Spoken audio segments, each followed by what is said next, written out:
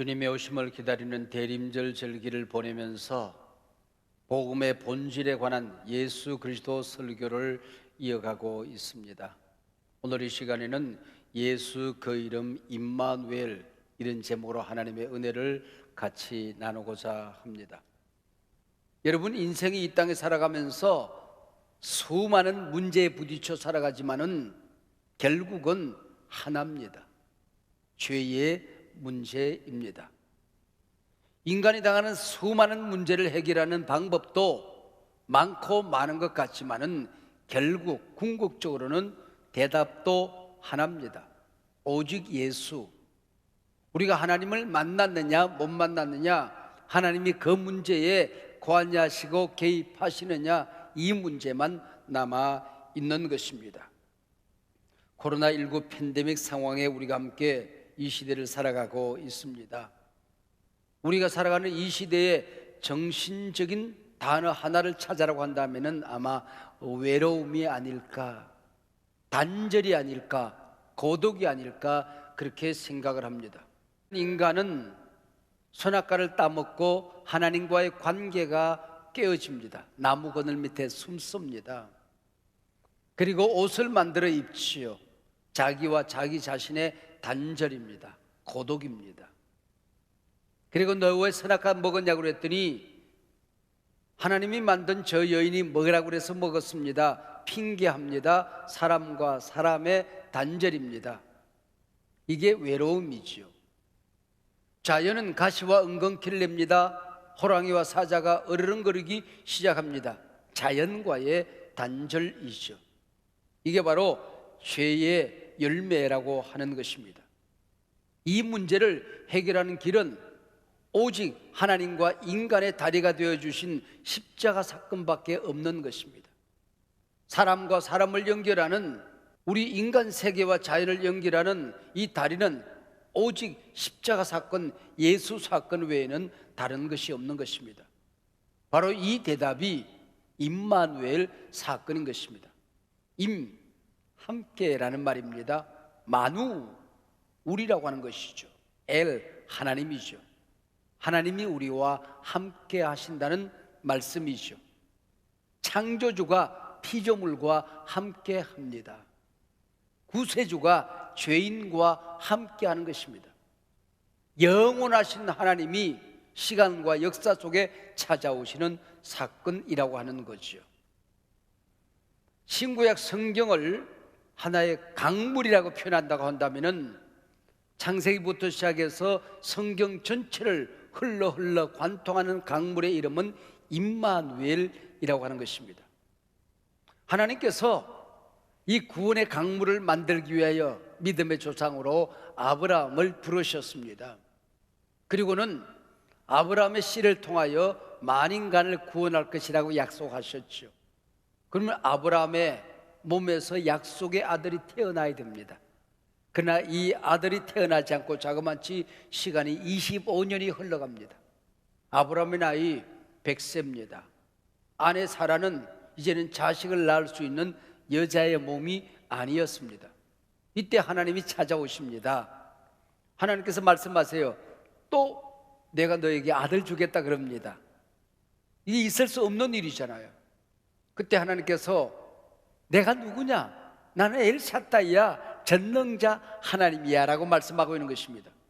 그 전능자 하나님을 표현하는 말씀이 바로 임마누엘입니다. 창세기 17장 4절 말씀에 이렇게 기록되어져 있습니다. 보라, 내 언약이 너와 함께 있으니 너는 여러 민족의 아버지가 될지라. 하나님이 한번 약속하셨으면, 하나님이 너와 함께 한다고 하면 하나님의 언약의 말씀이 영원히 너와 함께 할 것이다. 임마누엘의 큰 물줄기를 만들게 되는 것입니다. 그렇게 태어난 아들이 이삭이라고 하는 아들입니다. 이 이삭이라는 아들이 살아가는 가운데 흉년을 만났어요. 여러분, 약속의 땅에 살아도 흉년은 찾아올 수가 있는 겁니다. 하나님의 백성들에게도 흉년은 찾아옵니다. 우리가 조심하지 않으면 예수 믿는 사람도 코로나 걸립니다. 그래서 우리가 더 조심을 하고 경성하며 살아가는 것이지요. 그래서 약속의 땅을 떠나 도망가는 길목에 하나님께서 그 발을 붙들어 세웁니다. 그러면서 너 왜 두려워하느냐, 왜 걱정하느냐, 내가 너와 함께 하는데 라고 말씀하시는 것이죠. 그게 창세기 26장 3절 말씀입니다. 이 땅에 거류하면 내가 너와 함께 있어. 임마누엘에 또 강물이 크게 만들어져 흘러가는 것이죠. 내가 너와 함께 있어. 내게 복을 주고 내가 이 모든 땅을 너와 내 자손에게 주리라. 내가 내 아버지 아브라함에게 맹세한 것을 이루리라고 말씀하고 있는 것입니다. 이 강물은 여기서 끝나는 것이 아니고 그 아들 야곱에게로 또한 흘러갑니다. 야곱이 눈먼 아버지를 속입니다. 형의 장자권을 빼앗아서 도망갑니다. 도망가는 길목에 베델이라는 곳에 이르러서 하룻밤을 지내게 되었습니다. 이제는 하나님을 떠나서 도망가는 줄 알았습니다. 그때 하나님께서 그 밤중에 야곱에게 나타나셨습니다. 그리고 말씀하십니다. 창세기 28장 15절의 기록입니다. 내가 너와 함께 있어. 임마누엘에 또 강물이 여기서 멈추지 않고 그 아들 야곱에게로 흘러오지 않습니까? 내가 너와 함께 있어 네가 어디로 가든지 너를 지키며 너를 이끌어 이 땅으로 돌아오게 할지라. 여러분, 임마누엘의 강물이 그 다음 요셉에게로 흘러갑니다. 여러분, 출애굽하여 하나님의 나라가 건설될 터인데 출애굽하기 전에 먼저 해야 될 일이 있는 겁니다.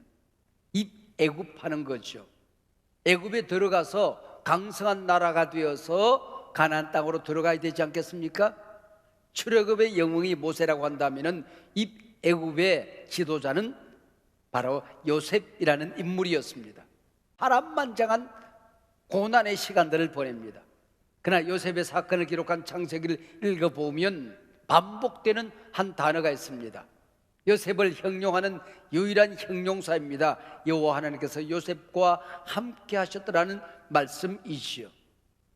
자, 이제 그 나라에서 애굽은 이스라엘 나라의 자궁과 같습니다. 200만 백성이 되었습니다. 장정만 60만 장정이 된 것입니다. 이제는 광야 여행을 거쳐 가나안 땅에 들어가 하나님이 약속한 나라를 건설해야 됩니다. 그때 양치기로 늙어가던 모세를 하나님께서 부르시는 겁니다. 그러면서 하나님께서 이제는 이 백성을 인도하여 가나안 땅에 들어가라 말씀하십니다. 여러분, 늙어가는 이 양치기가 무슨 힘이 있어서, 뭘 가진 게 있어서 40년 동안 광야를 여행합니까? 뭘 먹이면서, 뭘 입히면서 그때 하나님께서 약속을 하시는 것입니다. 이게 바로 모세에게 약속하는 출애굽기 3장 12절 말씀입니다. 하나님이 이르시되 내가 반드시, 여러분 그 다음에 어떤 말이 나올지 벌써 상상이 되지 않습니까? 너와 함께 있으리라. 하나님이 이르시되 내가 반드시 너와 함께 있으리라. 여러분, 임마누엘, 하나님이 함께하는 강물이 이제는 창세기를 스쳐 출애굽기로 흘러들어가고 있는 것입니다. 이 하나님 함께하는 사건이 어떤 사건입니까? 태양이 장렬하는 광야에 하늘에 구름 기둥이 떠오릅니다. 밤이 되면 오돌오돌 추워집니다. 불기둥이 떠오르죠. 먹을 것이 없는 광야에서 새벽의 하늘에서 만나가 내리지게 되는 것입니다. 목마른 백성들을 위하여 바위가 터져서 생수가 쏟아져 나옵니다. 홍해가 갈라집니다. 이게 하나님이 함께하는 사건이죠. 40년 동안 신발이 옷이 헤어지지 않는 이 어마어마한 사건이 임마누엘과 함께 일어나게 되는 것입니다. 40년 광야 여행이 마쳐지는 그 무렵에 모세는 백성들의 곁을 떠나갑니다. 시정 여호수아가 이제는 요단강을 가르고 가나안 땅에 들어가서 부족들과 한판 전쟁을 벌여야 됩니다. 이 청년 여호수아 오죽이나 두려웠을까요? 얼마나 무서웠을까요? 이때 하나님께서 다시 나타나십니다.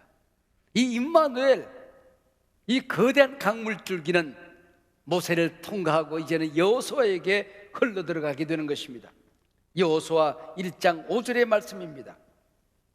네 평생에 너를 능히 대적할 자가 없으리니 내가 모세와 함께 있었던 것 같이 너와 함께 있을 것입니다. 내가 너를 떠나지 아니하며 버리지 아니하리라. 여러분, 이 임마누엘의 강물이 모세와 함께 있었던 것 같이 여호수아 너와 함께 있을 것이라 말씀하고 있는 것입니다. 그래 요단강을 가르고 가나안 땅을 정복하게 되는 것입니다.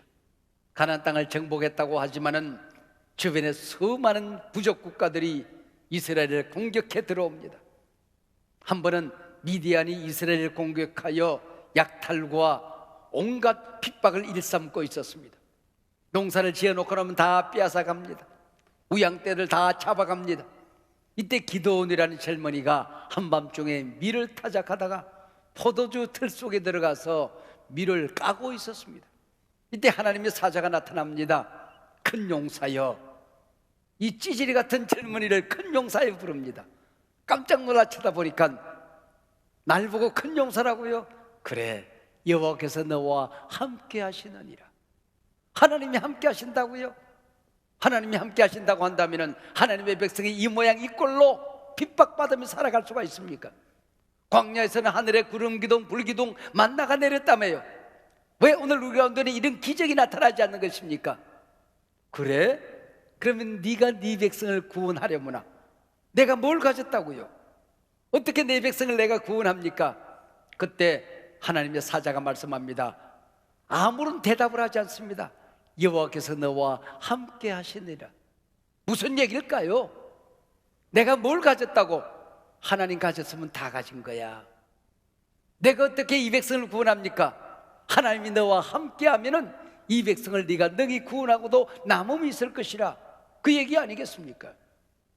여러분, 이 물줄기가 흘러서 이제는 이스라엘 그리고 신약 그리고 오늘 우리에게로 흘러 들어가게 되는 것입니다. 임마누엘, 이 강물이 지금도 우리 곁에 흘러 들어옴을 우리가 보고 맛보고 경험해야 되는 것입니다. 여러분의 형편이 어떠하든지 이 시대의 재난이 무엇이든지 오늘 우리가 만나야 될 복음이 있다고 한다면 임마누엘 하나님을 만나야 되는 것입니다. 예수 그 이름 임마누엘, 이 사건을 경험해야 하는 것입니다. 코로나19로 한 해를 달려오면서 그나마 우리나라에서는 K방역이라고 하여 방역을 제대로 잘 했다고 세계인들의 칭찬이 자자했습니다. 근데 갑자기 지금 제3차 대유행을 우리가 겪고 있습니다. 다른 선진국들에서는 백신을 맞는다고 야단법석인데 우리나라는 아직도 백신 계약이 제대로 한 건도 되지 못하고 있어서 잠옷 불안하기도 하고 염려에 빠져 있는 것도 사실입니다.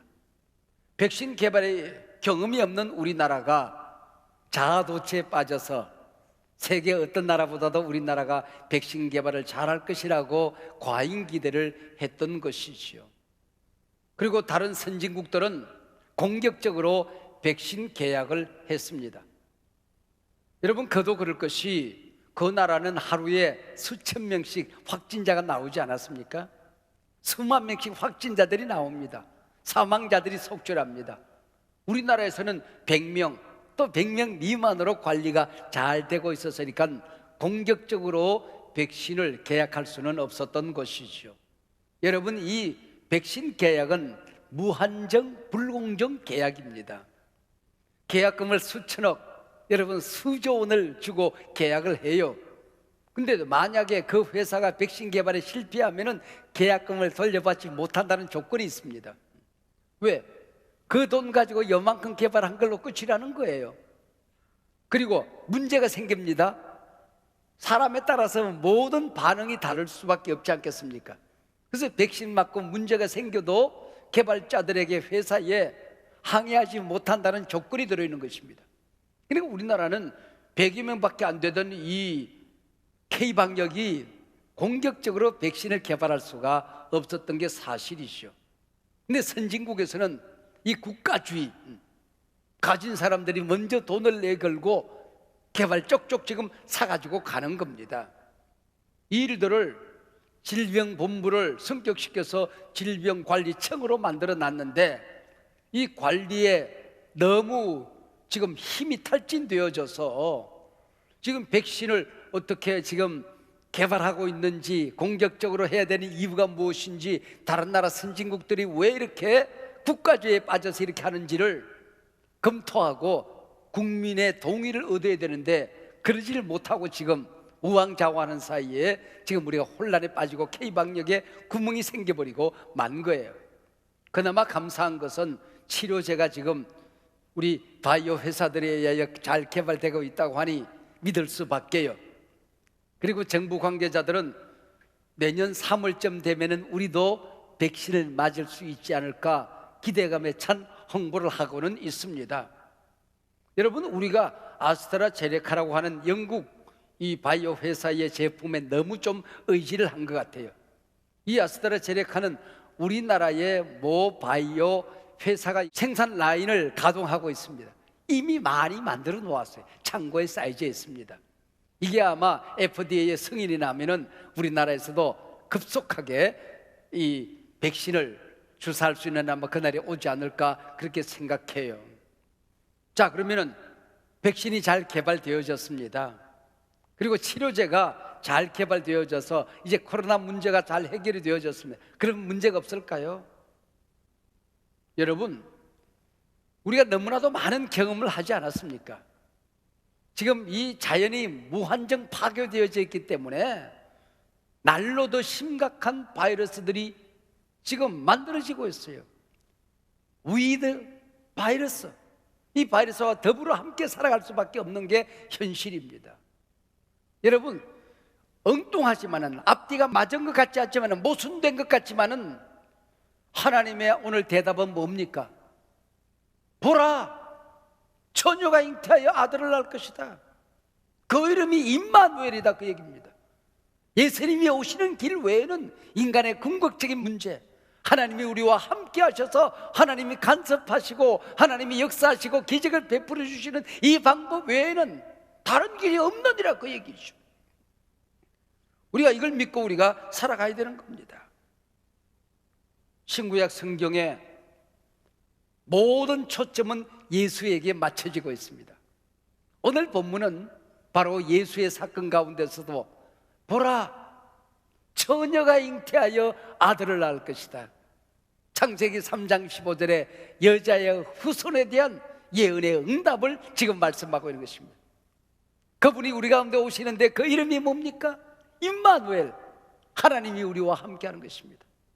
이것이 이 세상에 살아가는 모든 인간 문제의 대답이라고 하는 겁니다. 우리가 신구약 성경을 믿습니다만은 이 신구약 성경을 믿을 때에 우리가 복음주의에 입각한 정통신앙을 가졌는지 안 가졌는지 그것을 기준하는 바로메타가 있습니다. 그 첫 번째가 성령의 영감설이라고 하는 거예요. 성경 말씀이 저자들이 40명 이상이 동원해서 성경을 기록했지만은 그 모든 것들이 성령님이 감동하여 한 하나님의 말씀을 기록했다고 믿는 것입니다. 두 번째는 예수님의 온전한 신성과 온전한 인성입니다. 예수님은 50%는 하나님이고 50%는 인간이고 그런 분이 아니라고 하는 겁니다. 100% 하나님이십니다. 100% 사람의 몸을 입고 이 땅에 오셨다 하는 것이 두 번째 신앙의 기준입니다. 세 번째는 예수님께서 십자가에 달리신 것은 속죄의 의미가 있다고 하는 것입니다. 단순한 희생이라고 하는 것, 단순한 약자를 위한 죽음이라고 그런 것이 아니라고 하는 것이죠. 속죄의 의미가 있다, 그런 얘기죠. 그리고 예수님은 영혼이 부활한 것이 아니고 육체적으로 온전히 부활했다. 우리도 영혼만 부활하는 것이 아니라 육체적으로 온전히 부활한다. 육체의 부활을 믿는 신앙입니다.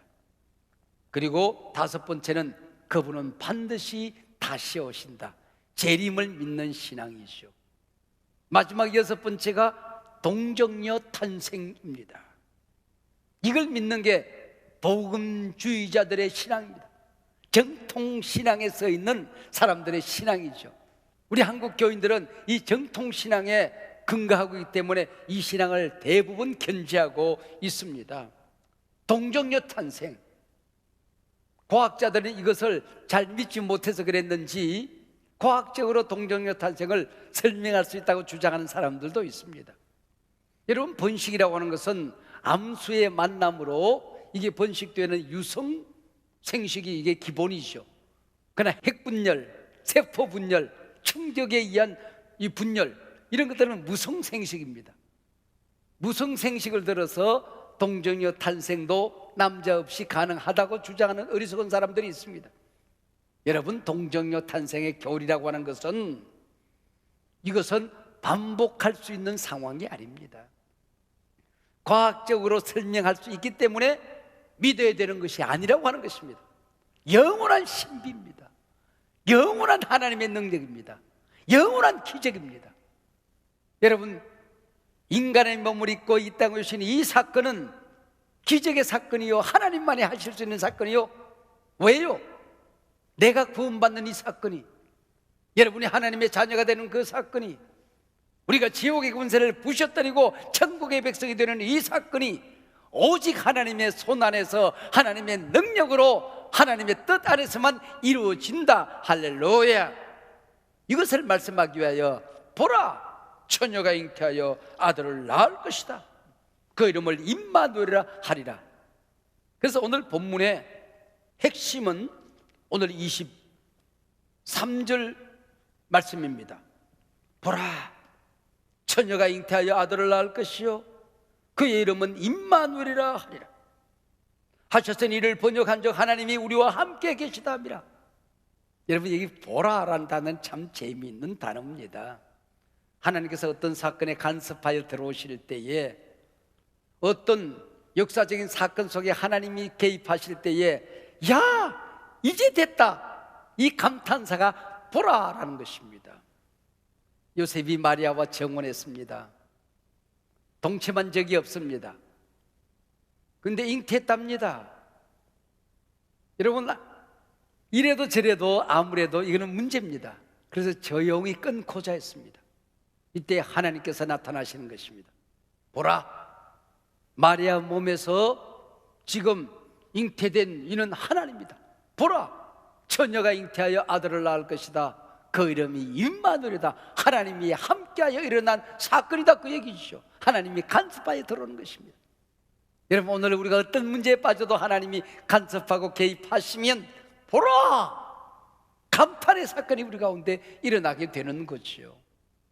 그리고 조금은 성경에 자주 등장하는 단어는 아니지만 번역한 적이라고 하는 단어가 나옵니다. 이 말은 히브리어를 헬라어로 기록된 신약 성경으로 번역하면 이런 뜻이다, 하나님이 함께 하신다는 뜻이다, 그 얘기입니다. 여기 영적인 의미가 있어요. 하나님이 우리 가운데 찾아오실 때는 언제나 번역하여 찾아오시는 것입니다. 하나님은 저 높은 곳에 하나님으로 계시는 분이 아니고 우리의 형편, 처지, 내 연약한 인간, 육체의 모습, 이 모습으로 번역하여 내게 찾아오시는 것입니다. 외로운 분이 계십니까? 번역한 적, 하나님은 위로자로, 친구로 여러분 가운데 찾아오실 것입니다. 몸이 아프고 마음이 상하고 영혼이 병드신 분 계십니까? 우리 주님께서는 치료자로 이 시간 우리 가운데 찾아오실 것입니다. 여러분, 죄의 고통과 진통 가운데도 나는 왜 이것밖에 안 되는가 절망하고 좌절하는 분이 계십니까? 주님께서 용서자로, 구원자로 여러분 가운데 찾아오실 것입니다. 번역한 자, 이 대림의 절기에 오시는 예수님은 번역하여 우리의 형편과 처지에 꼭 맞게끔 찾아오시는 분이십니다. 우리 한소망 교회가 저 마두동 상가에 있던 그 시절이니까 부족한 종이 40대 초반의 나이를 지내던 그때입니다. 지금부터 25년 전쯤 얘기입니다. 저는 초등학교를 졸업 맞고 집을 떠나서 객지 생활에 혼자 고학을 하면서 공부를 했기 때문에 먹을 게 있으면 많이 먹었고 또 먹을 게 없으면 굶고 그렇게 살아가다 보니까 때를 맞춰서 먹는 것도 그렇게 쉽지가 않았겠죠. 위장병을 얻었습니다. 어린 나이에. 늘 위가 통증을 느꼈고 새벽이 되면은 항상 뒹굴기도 하고 또 배를 손에 얹고 기도도 하곤 했습니다. 한 번은 그 황수관 박사님을 만났어요. 제 위장장애에 대한 이야기를 했더니, 목사님 저희 검진소에 한번 오세요. 서울역 건너편에 연세대학교 검진센터가 있어 그 소장으로 일하실 때이니까 가서 종합검진을 한번 내 생애 처음으로 해보았습니다. 그랬더니 이분이 깜짝 놀라면서 세브란스 병원에 가셔서 다시 한번 검진을, 재검진을, 정밀검진을 하십시오 그래요. 그리고 추천서를 써줍니다. 그게 보니까 위에 종양이 많이 있다. 그러니까 좀 정밀검사를 잘 부탁한다는 내용이에요. 영어로 이렇게 썼지만은 또 눈깔이 있으니까 보이지 않습니까? 그러니까 이게 암이구나 하는 생각이 갑자기 들더라고요. 요즘도 뭐 암은 무서운 병이지요. 근데 그 당시에는 암 그러면 다 죽는 줄 알았어요. 새벽 예배를 인도했습니다. 새벽 예배를 인도하고 이제 각자 기도하다 돌아가시기 바랍니다. 그리고 강단 밑에 방석에 앉아서 제가 기도를 합니다. 기도 시간이 길어졌어요. 교인들이 다 떠나고 난 다음에 통곡이 터졌습니다. 배가 아파서 처음에는 울었습니다. 고쳐달라고 울었습니다. 그리고 조금 있으니까 내 손인데 내 손이 아닌 겁니다. 주님의 손이라는 생각이 드는 겁니다. 손과 배가 마주쳤으니까 물론 좀 따뜻해졌겠지만은 그것 이상으로 신비함을 제가 느끼기 시작했습니다. 그러면서 갑자기 기도가 마쳐질 무렵에 하나님의 말씀이 주마등처럼 머릿속에 지나갑니다. 손을 얹은적 나으리라. 주께서 채찍에 맞음으로 너희는 나음을 얻었느니라. 나사렛 예수님의 이름으로 명하노니 위통은 사라질지어다. 위장장애는 사라질지어다. 암세포는 떠나갈지어다. 기도를 마치고 5층 상가에 내려와 백마공원길을 걸어갑니다. 제가 백마마을 2단지 삼성아파트에 살았고 그 끝자락에, 공원 끝자락에 우리 예배당이 있지 않았습니까? 성경책을 품에 끼고 공원길을 걸어가면서 나도 모르게 뭔가 중얼거리고 있었어요. 하나님이 오셨어. 하나님이 만지셨어. 하나님이 나와 함께 하셨어. 방문 열고 들어가면서 실성한 사람처럼 나도 자꾸 얘기를 합니다. 눈이 뻘개져서 식구들에게 들킬까봐 입을 막는데 나도 모르게 자꾸 입이 열립니다. 하나님이 오셨어. 하나님이 만지셨어. 하나님이 함께 하셔. 이 경험이 제가 치유사역을 시작하게 된 어쩌면 결정적인 계기가 되었던 것이죠. 예수 그 이름 임마누엘. 여러분의 고통이, 여러분의 외로움이, 여러분의 아픔이, 여러분의 문제가, 오늘 이 시대에 우리가 해결할 수 없는 숱한 문제가 무엇입니까? 예수 그 이름 임마누엘. 그분 오시면 모든 문제는 해결되어지고 모든 응답의 길이 열려지고 그분과 함께 여러분 우리는 천국 가는 그날까지 승리하는 삶을 살게 될 줄로 믿습니다. 임마누엘 강물이 구약을 관통하고 신약에 흘러넘쳐 오늘을 살아가는 우리 모두에게 이 시간에 강물처럼 흘러넘치기를 주의 이름으로 축복합니다.